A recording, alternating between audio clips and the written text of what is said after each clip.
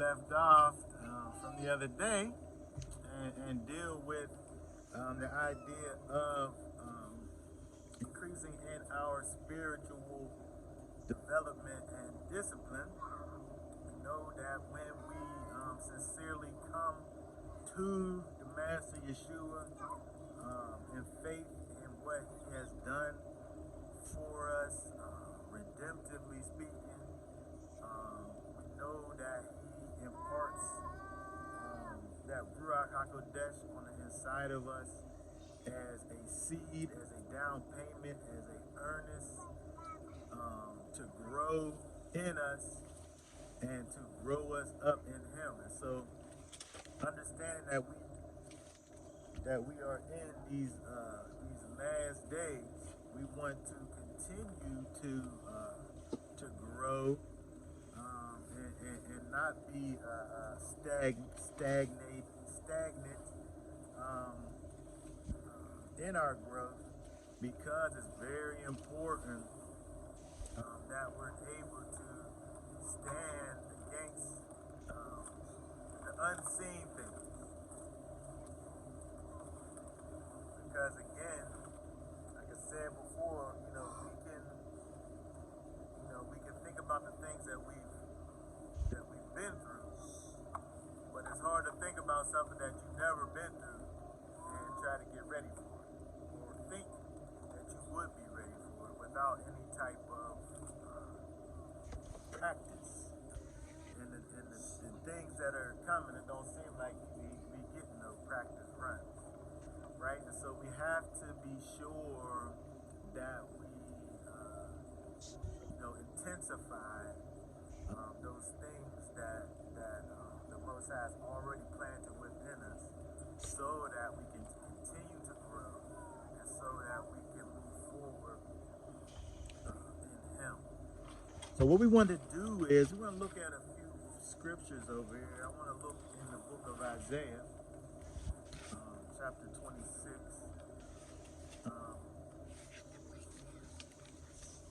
Understand that we, as Israel, as those that are exhibiting and manifesting a sincere belief in Messiah, we have to really be kind of laser focused on the right things, right? We find ourselves at times, going through, our weeks and things, and then meet up with the Most High on Shabbat, right? Life happens and life goes on, but we have to be at the place where we're increasing the amount of time that we spend with the Father, and decreasing the amount of time that we kind of dedicate to all other things. Because without doing that, I just feel like we're just not going to be ready for these unseen things. Right, so I want to look at Isaiah 26 and read for us. Let's see here, verses, we'll go with 1 through 5. Isaiah, Yeshua 26, 1 through 5. In that day this song is sung in the land of Yeshurun. It says, we have a strong city. He sets up deliverance, walls, and ramparts. Open the gates, let the righteous nation which guard the truth enter in. The one steadfast of mind, guard in perfect peace, for he trusts in you. Trust in Yahweh forever, for Yahweh is the rock of ages. For he shall bring down those who dwell on high. He lays the exalted city low. He lays it low to the earth. He brings it down to the dust. Okay, very good. So we look at this, dealing with this. When we look at these scriptures that kind of give you that little phrase "in that day," it's kind of one of those things that's kind of synonymous with dealing with the last day. right? When it's talking about in that day, right? It's this day that's off in the unforeseen future, right? So that's what we kind of thinking about anyway. Is this unforeseen future? These things that we know are going to come about, but we don't exactly know when those things are coming about. But it says in that day, right? This is the song that we're gonna sing, right? In the land. So we can even think about the fact that when it says in the land, and we over here in exile, we know that when that day comes, we're gonna be taken back over to our land, right? So even when we look at even the words that it's saying over there, in that day, this song will be sung in the land, you know, that's helping us to understand that that's going to be the time when we're back with our King in our land, right? And then, like, we can think about all the things that had to happen in order for us to beat it, right? You know, for one, we'll have been transformed into, you know, have our new bodies, right? When He returns, those that are in faith when He returns will be transformed, right? But in order to have gotten to that place, we have to think about some of the verses that we had read the other day. You would have had to, at that point, have already endured to the end, right? Because this over here is dealing with people who have endured, right? Because, of course, they're over there singing this song, right, in the land in that day, right? And so it says, open the gates, uh, let the righteous nation which guards the truth enter in, right? So, again, we're talking about there's kind of some stipulations over here. Open the gates and let the righteous nation which guards the truth, let those ones in. Right, so again, we kind of have to, we see where we fit into this whole situation.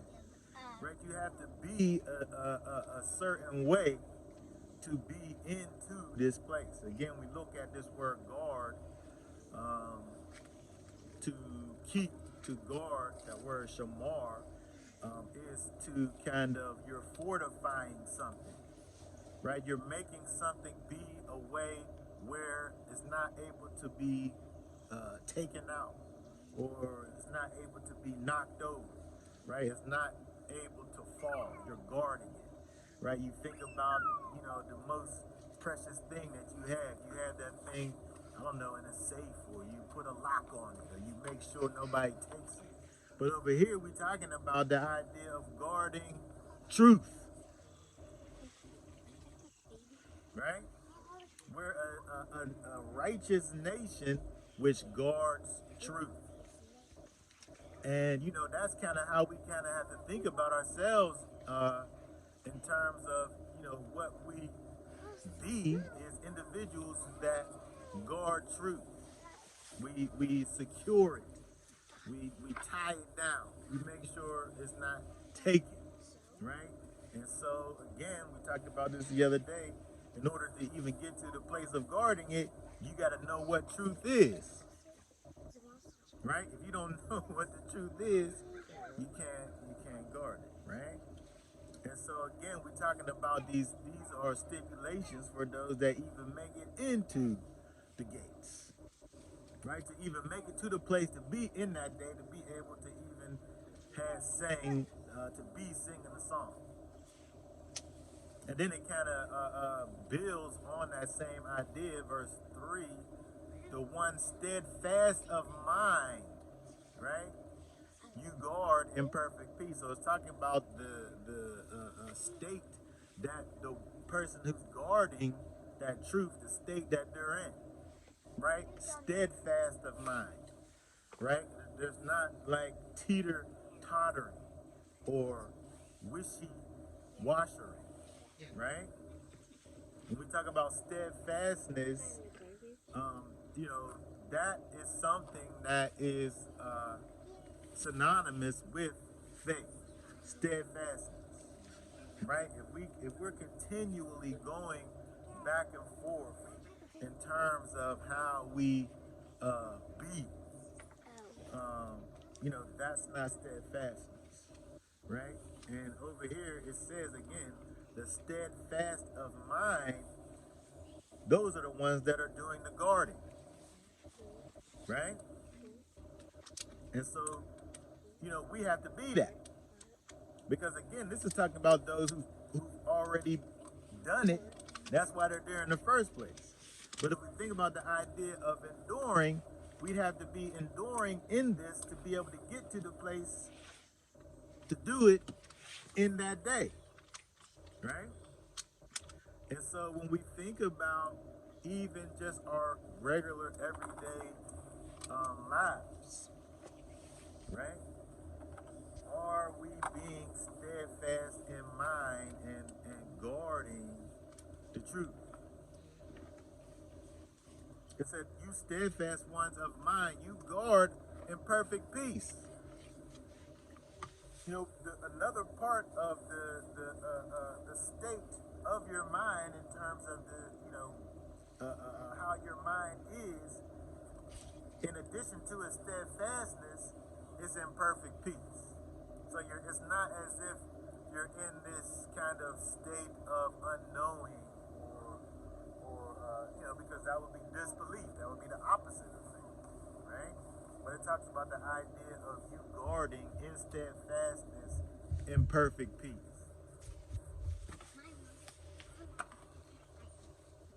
And trusting in the Father, right? And then again, now verse 4 is just building off of what was already spoken, right? Trust in Yahweh forever, right? Because he is a rock of ages, right? And I've probably talked about this many times because when we think about, I guess, outside of any type of persecution or tribulation or unhappy situations, we should be able to think about the fact that uh, based on what the scripture tells us in terms of the Most High being the rock of ages, right? He's solid. He's always there to be able to depend on, right? And so when we get in situations, we should be able to lean on the Most High, right? Lean on Yeshua because it's telling us here that he is the rock of ages, right? And so again, the thing that helps us to be able to trust in him is knowing that he's always going to be there for us. But I thought verse 5 probably was kind of the most interesting situation because it seems like it potentially could work in two different ways. And look at verse 5 where it says, he shall bring down those who dwell on high. He lays the exalted city low, and he lays it low to the earth and brings it down to the dust.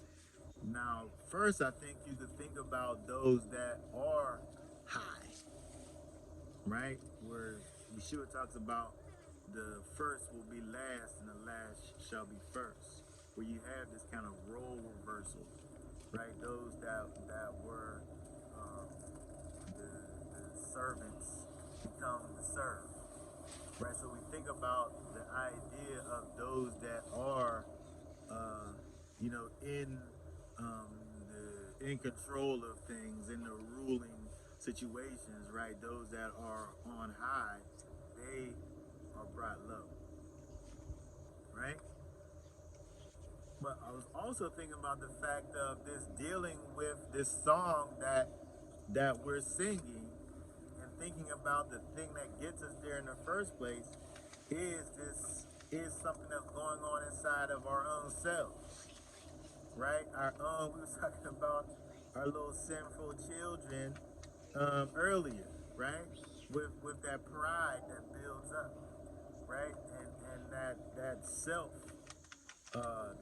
realization of self that builds up, right? And so we could also think about it in terms of looking at ourselves and another criteria that helps us to be able to even sing this song in the first place, to be able to bring ourselves down, right?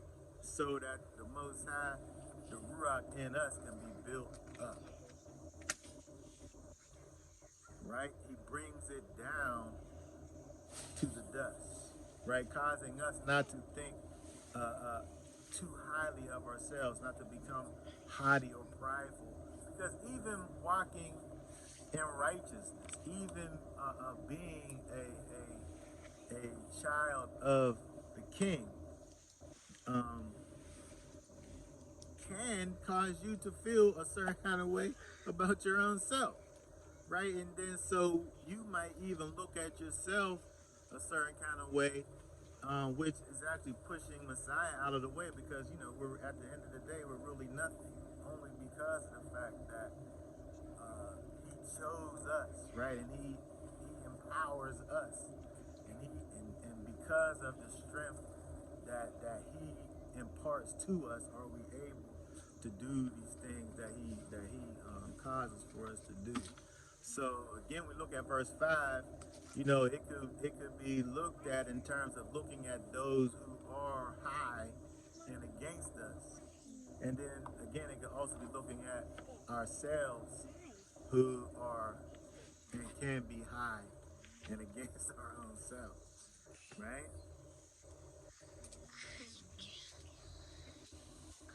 Okay, read verse 6 and 7. Anybody have any thoughts about the first 5 verses? Okay, 6 and 7.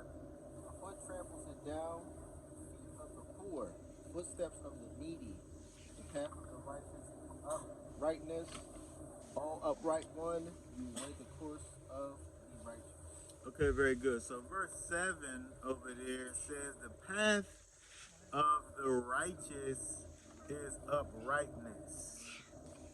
And this is something that it seems like it should be something that's kind of self-evident. But time and time again, we're able to see those who are supposed to be on the path of righteousness, but there is lots of uprightness lacking from that righteousness, right? And so, That turns into self-righteousness, establishing their own righteousness. yeah, That's one. yeah, which is a problem, because when you're basing your righteousness on your own self, or on your own understanding, it always ends up wrong. It always ends up wrong. And so when we understand that our righteousness, first of all, comes from Messiah, but Messiah is the Torah personified. So our righteousness comes from, in terms of understanding what our righteousness is, what uprightness is to us, that comes from understanding the Torah and what it says, and what it does in us. And so, unfortunately, because we're in this time when, the people have this, it's a lack of understanding who the master is, a lack of understanding who the Most High is, and it causes for people to, as we talked about already, to go astray. But this verse over here, the path of the righteous is uprightness. And I wanted to focus on this over here where it says, "Oh, upright one." Oh, upright one. That actually, I believe that says probably Yeshurun, right? But when I saw that it said, was translated as upright one, it caused me to think about Yeshurun. Yeshurun, which literally means the upright one, which is a derivative of Yeshurun, to be upright. But when we talk about the upright one, and that, again, how it's translated here in the scriptures version, again, it causes me to think about Yeshurun. If we could look at Deuteronomy 33 and 26.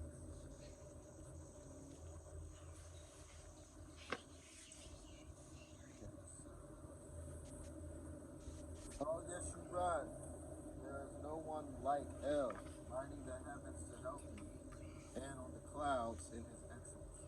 Okay, so when we think about Israel as a nation, Israel in the scriptures goes by three names. Right? We think about Jacob, we think about Israel, and we think about Yeshurun. And so when we think about Jacob, of course, Jacob, the original manifestation of that individual that became a nation. Of course, Jacob was the supplanter, right? Jacob was the one who was in his carnality. There was things that he was owed, and he sought to gain the things that he was owed by his own power, right?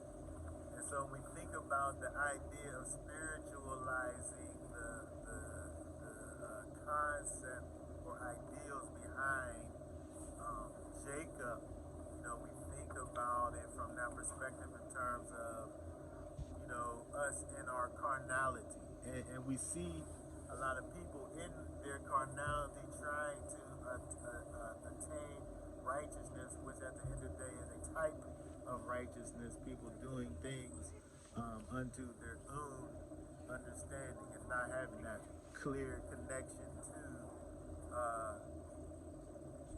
righteousness itself, right? In carnality, Jacob.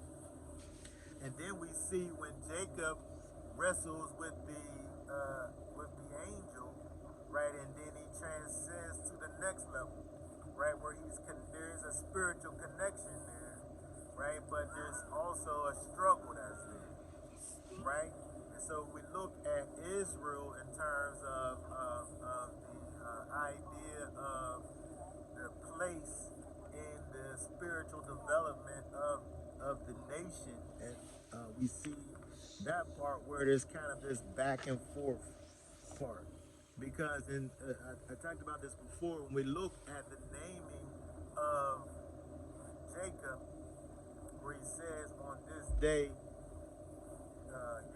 no longer shall you be called Jacob, but Israel. But he's the only one that we see in the scripture where the Most High says that like that, and then but we don't see. We still see Jacob. He still gets called Jacob. Sometimes they're called Jacob and Israel at the same time. But when we think about like Abraham, when his name was changed, it's the exact same. No longer shall you be called Avram, but Avraham. And then from that point forward, it don't go back and forth. It only says Avraham. The same thing with Sarai and to Sarah.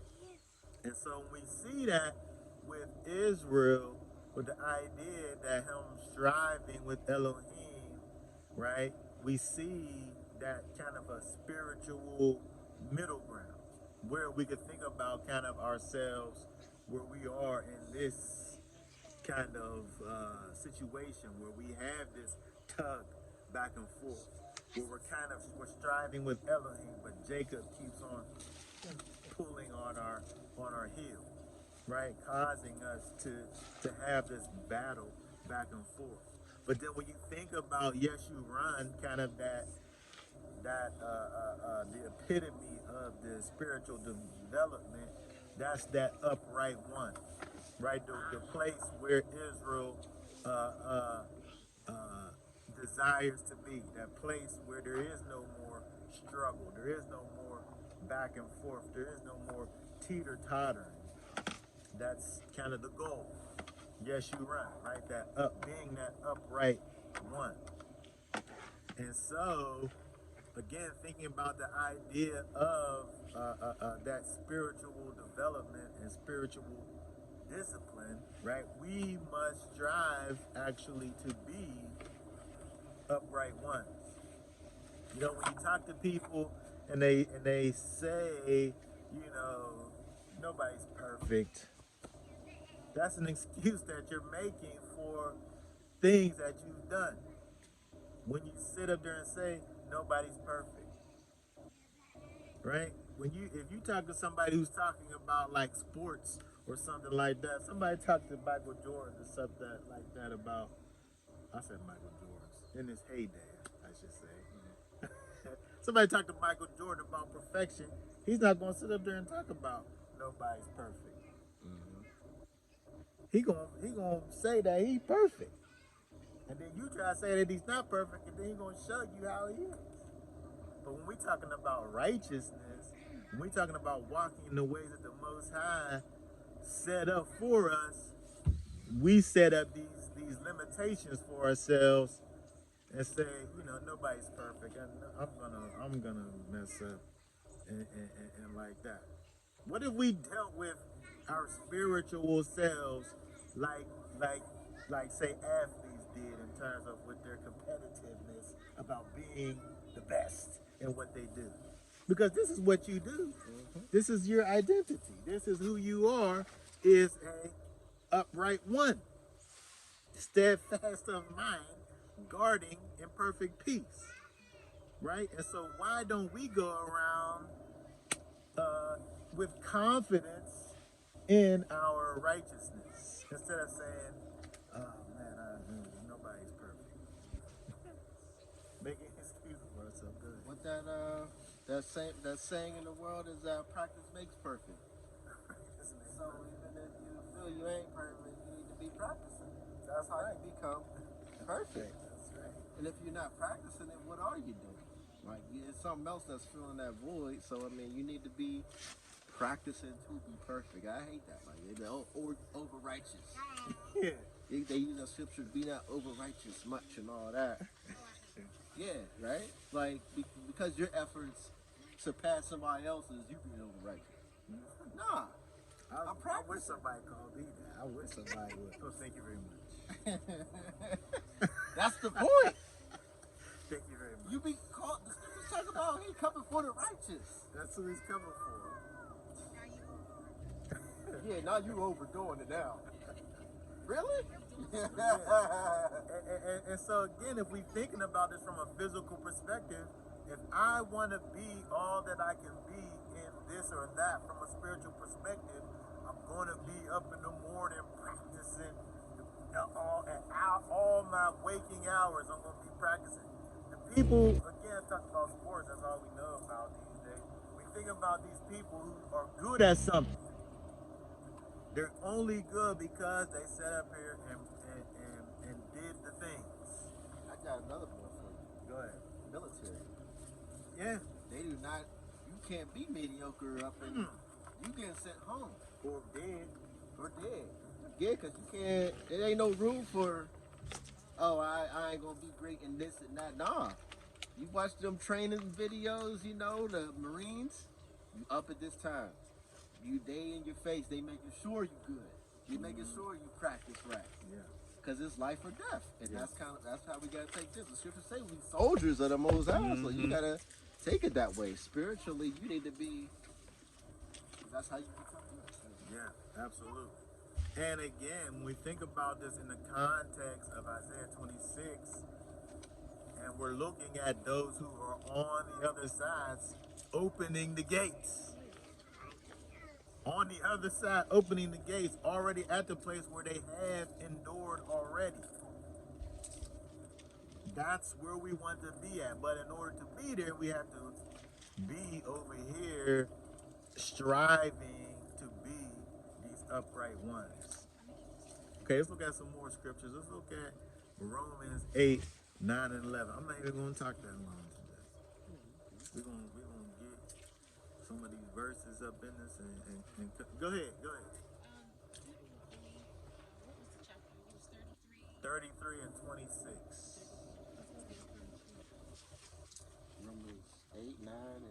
9 through 11. Okay. Romans 8, 9 through 11. Yeah. But you are not in the flesh, but in the spirit. If indeed the spirit of Elohim dwells in you, and if any does not have the spirit of Messiah, this one is not his. And if Messiah is in you, the body is truly dead on account of sin, but the spirit is life on account of righteousness. And if the spirit of him who raised Yeshua from the dead dwells in you, he who raised Messiah from the dead shall also give life to your mortal bodies through the spirit dwelling in you. Okay, so this is very powerful in terms of the idea of, first of all, we're talking about striving to be upright ones. This is talking about your current condition in Messiah. He started out by saying, you are not in the flesh.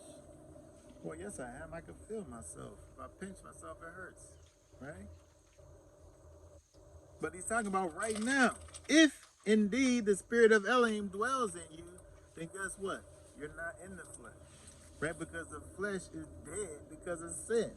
That's what it says. But the spirit is life on account of righteousness. And again, we're talking about the spirit of Messiah in you. When Messiah's in you, you have made a transition from the flesh into the spirit. And so what we have to think about is the fact that, we have to have our mind be conditioned. If you look at Romans 12, I think, 2 or 1, Romans 12. Just like 1 and 2. I forget which one it is. It says, I call upon you, therefore, brothers, through the compassion of Elohim, to present your bodies a living offering, set apart, well pleasing to Elohim, your reasonable worship. And do not be conformed to this world, but be transformed by the renewing of your mind, so that you prove what is that good and well pleasing and perfect desire of Elohim. There has to be a transforming of your mind, because your mind got to catch up to the spirit. Something done already happened to you from a spiritual standpoint that your mind can't quite wrap its head around, right? And something has happened to you that your mind can't figure out. And then your mind keep on trying to pretend or act like you this, but really you're that already. But your mind has to be transformed. It has to be renewed. And it has to if we think about it, it kind of things that's easy for us to understand. I sat up here and downloaded this video, right? But in the spirit, our video of righteousness has already been downloaded, but our mind thinks that it's like got an hour to go. Our mind thinks that is uploading. Meanwhile, in the spirit, it's already been uploaded. It's in us, right? And so we feel like there's a lag because our mind needs to catch up to what already happened. Because it said over here in Romans 8, 9 through 11, you are not in the flesh, but in the spirit. If the spirit of Elohim dwells in you.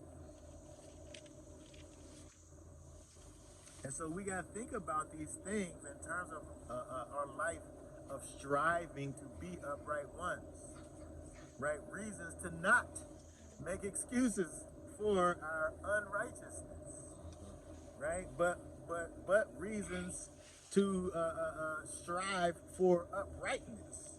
One of those things being the fact that Paul is trying to get these people to understand over here that we have a current reality that we need to be allowed to be manifest in our lives if the spirit of Elohim dwells in you. Go ahead. That goes into we talk about the spirit mind. But you also, what you're doing is you're subduing the carnal mind, because in this walk, like I said yesterday, the hardest thing is to transform yourself into that righteousness, but submitting, because you're submitting to fully the spirit, and so you're gonna fight your carnal mind all the time. Like every day you wake up, it's a battle. The scripture says, that we die daily. That's what Paul said. You die daily because you're supposed to kill yourself and submit to the righteous spirit on a constant basis. And every day, you might, a lot of times you're gonna wake up like, man, this is hard. But that's the battle. That's the endurance. Every day you're gonna wake up and have a battle, but you can do it. It's submitting to the righteous spirit. Me and my wife always talk all the time. I'm like saying, being the bigger person. It's always hard being the bigger person. That's the most humble person. That's the person who knows right and wrong. And if there's somebody who doesn't know right and wrong, you have to show them the right and wrong through your actions. Even if you want to act a certain way because they did something to you or vice versa, you got to be, the bigger person is the humble person, the one that's always going to do the right thing no matter how it comes at you. That's exercising of the spirit. The carnal mind want to lash out and be like, oh, this and that. But no, the spirit's like, you know what? It's not me. This ain't about me. Because you exercising that humble spirit, that not only helps you to get in the kingdom, but it shows that other person how to act, how to handle the situation. Because both of y'all coming at each other, that's the dissension, and that's the problem. And that's, we know that the world's built on relationships and people. That's what it's all built on. Yeah. Exactly. So let's keep on thinking about this same thought process, dealing with this idea of striving to be upright ones. 1 John 1, 5 through 7. What does it say? John what? 1 John chapter 1, verse 5 through verse 7. And this is the message which we have heard from him and announced to you, that Elohim is light, and in him is no darkness at all. If we say that we have fellowship with him and walk in darkness, we lie and are not doing the truth. But if we walk in the light as he is in the light, we have fellowship with one another. And the blood of Yeshurun, Messiah, his son, cleanses us from all sin. Okay, very good. So if we think about this idea of striving for uprightness, striving to be upright ones, right? We look over here at these verses in 1 John. It's very plain, right? Elohim is light, and in him there is no darkness at all. No darkness. So if you sit up here and say that we have fellowship with the one that got no darkness in him at all, and then I'll be seeing all these little spots, I should say. There's no such thing as a spark of darkness. If you got a bunch of spots of darkness, you are doing all this manifestation of darkness, then you a lie. And you're not doing the truth. That's what it says over there. Right? And so, again, when we think about the idea of walking in the light, the idea of being light in the world of darkness, if Yeshua said that we are the light of the world, and we already know that this world is wicked, but we're the light of the world, how are we supposed to be the light of the world and we look like darkness? Even if we was to say that the thing that we out here doing really darkness, but it looks like darkness, then we got to put it in the category of darkness then. If it looks like darkness. Yeah, and so when we talk about darkness, I wanted to get that Greek word there so we can clarify a little What bit. it say? What it say? So we know what the darkness Go is ahead. actually Make it plain. So it says shadiness. That is. Hold on, shadiness. They was talking like that in the Greek. It says shadiness. Shadiness. Uh-huh. See, we say these words, you read them out, shit, but you gotta go back and really hear what it's saying. We ain't supposed to be shady out here. So shadiness, that is obscurity, literally or figuratively, it just says darkness. Yeah. That's interesting because if I think about shadiness, there's shadiness right over there. Yeah. But shadiness is a mixture though. Right. It's not dark. It's like a mixture of light and dark. But this is saying that there ain't no darkness in him at all. It's that word. There ain't no shadiness in him at all. So there's no mixture. There's not a thing that could be misconstrued. And what was the other word that it said? Obscure. There's no obscurity involved in it. Either you're light or you're dark. Right. Either you're plus or you're minus. It's mathematical. Either you're positive or you're negative. Which one is it? That's what it is. Either you're hot or cold. Yeah. If you in the middle, there's no such thing as that. I'm gonna spit it out and say it.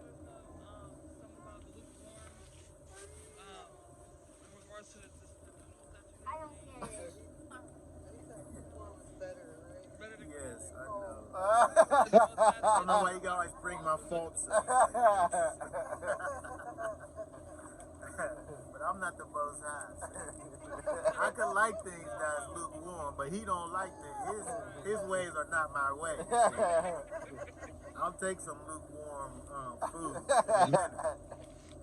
crazy how like you think about shadiness, like this shade, right? That's shady. Yeah.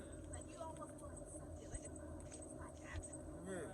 But it's like It could be good to you. Yeah. Right now it is. Right over there it's hot. yeah. Over there it's not bad. Right here. Where I'm Yeah, at in the because shade. over here you're at the shade. Over here it's not. Yes, exactly. So we saying over here then, right? Again, that's a perfect example when you have the idea of shadiness where the Most High saying shadiness actually is dark. It is dark. Dark and light. That's all it is. And so we got to remember that when we think about this idea of being a light, of being righteous, right? And we sitting up here putting out these shady messages by our doings. We just out here looking shaded in the mud. but we supposed to be light. And it's kind of been like normalized in a way. Like when I hear the word What's shade, going on light in the butt? you know, throwing shade, you know, being petty, being like Yeah. subtly cutthroat, you know, and it's almost like it's been normalized. It's a It's spirit. popular, you know, to be shady. Yeah. It's almost like, especially in the alphabet community, you know, the men have taken the word shady and like adopted it as this symbol of pride. You know, oh she ready for filth. You know, it's exactly. And it's like like I said, they've taken it and they made it a popular thing to where being shady. But we see over here that the beloved disciple over here, Yochanan, saying that that shadiness is darkness. That's what he's trying to say, right? And so that's one of the things that we have to kind of think about. Again, we got to be light. We got to be striving to be upright ones. We got to be out here practicing our righteousness unto perfection, right? We got to be out here trying to transform our shadiness into the light, not letting it be that mixture, right? We have to be striving for this. Okay, let's look at let's see here. 1 Peter 1. got there. We'll just read the whole thing. 1 Peter 1:13 through 25. Over.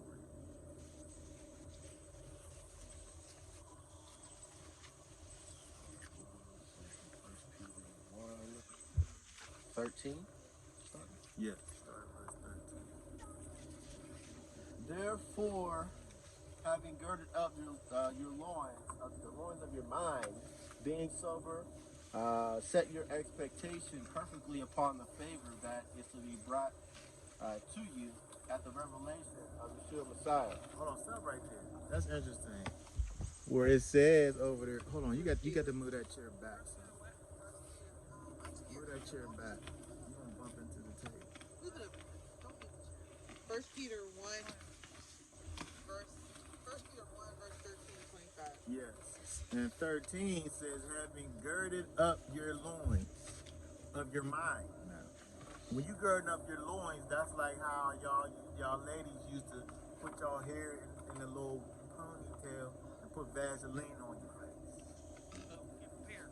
When you girding up your loins, you getting ready for battle. Right?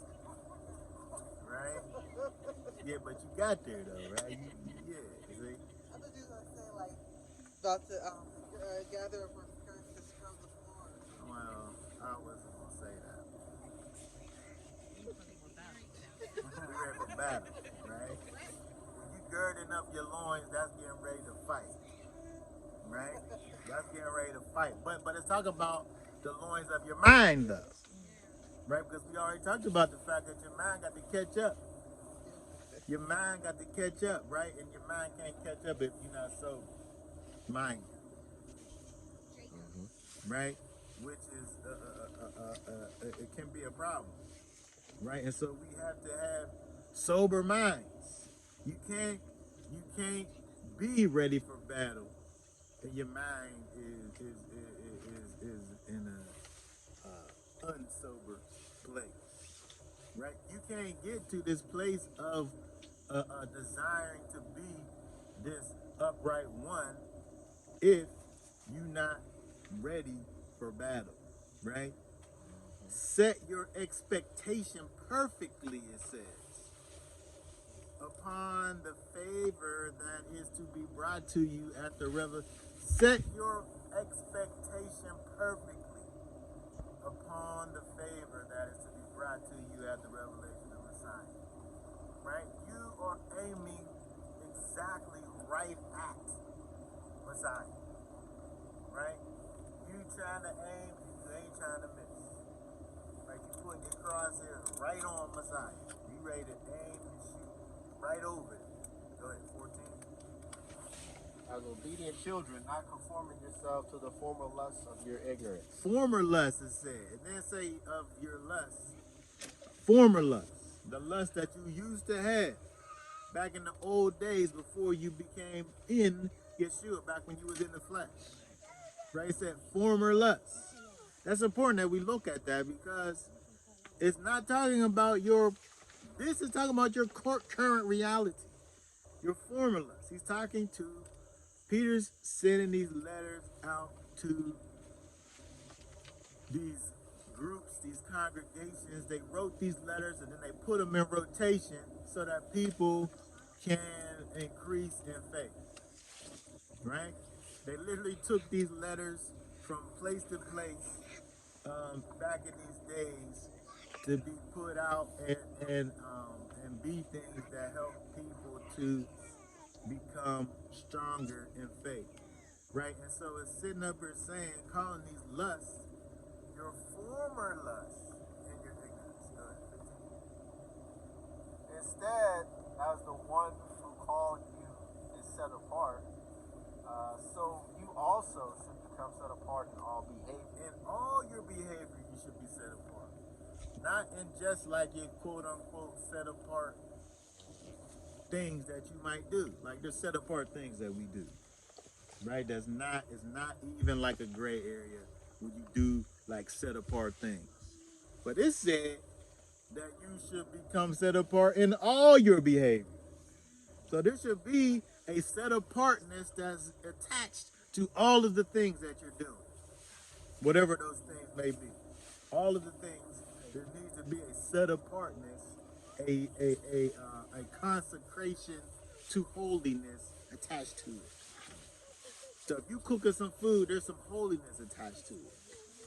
If you starting a bonfire, there's some holiness to it. If you just in your leisurely moments, there's holiness attached to it. Go ahead. It says, because it has been written, be set apart, for I am set apart. Most High ain't set apart sometimes, right? He be set apart. He's always set apart, right? Go ahead.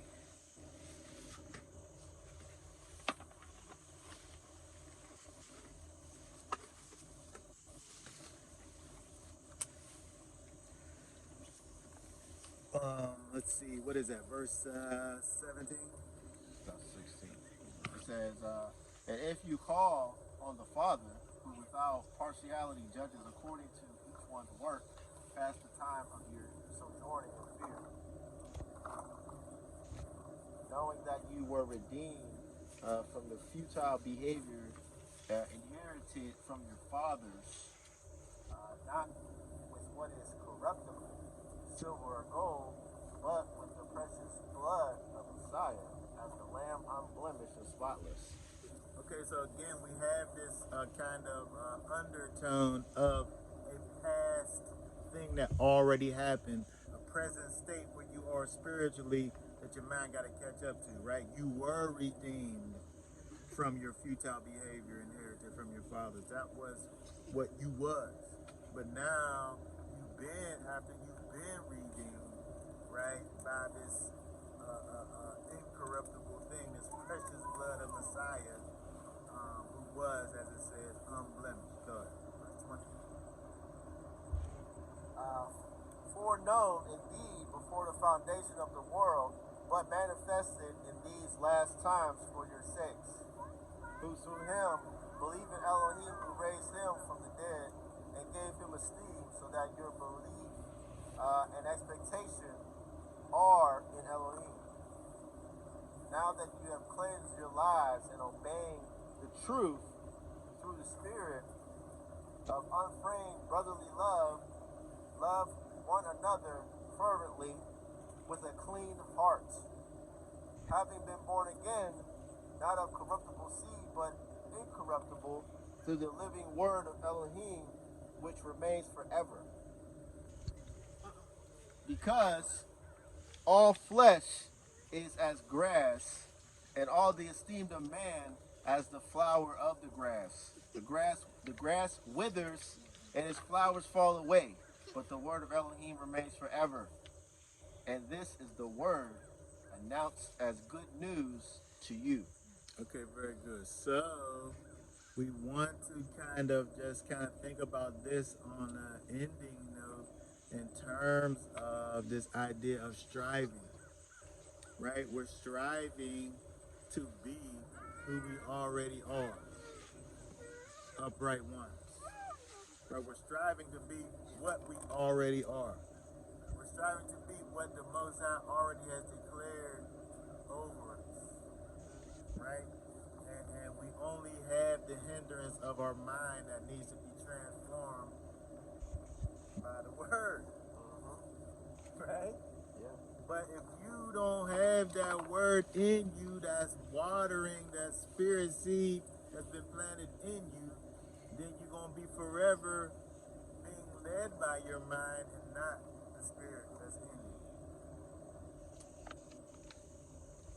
So we have all of the tools necessary to be able to kind of keep this growth process be at a steady pace. And again, remembering the times, we don't have the luxury of time, or we shouldn't think that we have the luxury of time.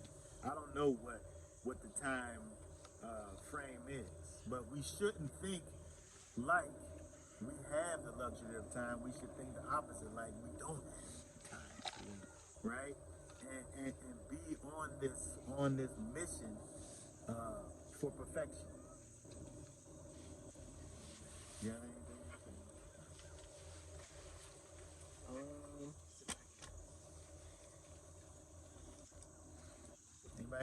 thoughts or questions or comments about any of that? Before we go out here and be striving for righteousness for the rest of the day? I say be willing to take correction too. Be open to correction. How it might come. It can be subtle or it can be direct. A lot of times, in our household, I ain't perfect, so I'll mess up and then she'll come to me and say something, and she'll be thinking she's trying to get me, either make me mad or be like, because I'll point something out on her, and then she'll come back at me, and then most of the time I'll be like, you're right, because righteousness is righteousness. If I do something wrong or it ain't, I'm like, you know what, you're right, I do need to work on that. So that's how we always gotta be humble. Because I'm like, you can't get me. If it's righteous, I got nothing to say about it. Because it's about practice. I'm like, yeah, if you can see something that, I might need to work on or do whatever, open to it. So I think that's a mindset, that humility we all need to constantly have. Yeah, absolutely. All right, then, you righteous ones. Hallelujah. Hallelujah.